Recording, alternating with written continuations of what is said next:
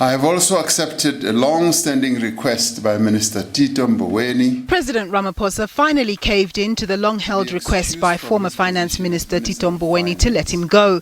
And in his place now stands Enoch Godongwana, an ANC political and economic heavyweight. Not only has he been active in politics, but business as well, serving on a number of listed company boards.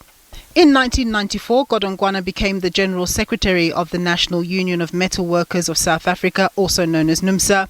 In 1998, he acquired his master's degree in economics at the University of London.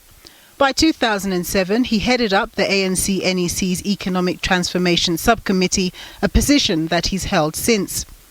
He has served in a number of cabinet ministries, including as the Deputy Minister of Economic Development between 2010 and 2012. But in January 2012, he abruptly resigned following a scandal that arose from the illegal loaning of over 100 million rand of pension funds to Canyon Springs, a company that he and his wife had a 50% stake in.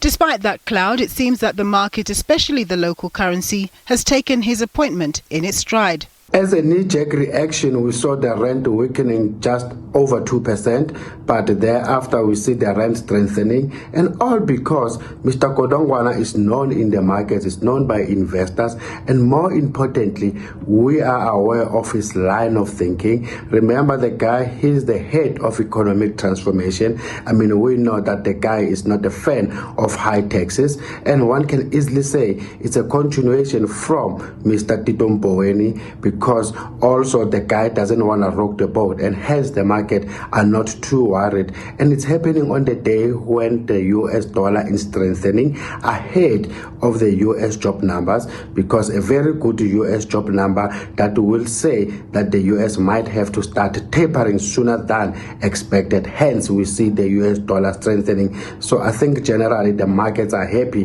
that we don't expect anything new, and that Mr. Godongwana is not going to be coming to rock the boat. Another analyst says Godongwana has the clout to help South Africa get out of its current economic mire. Certainly a good pick for Minister of Finance in Mr. Godongwana. Very close to the formulation of business and economic policies for the country and for the ANC.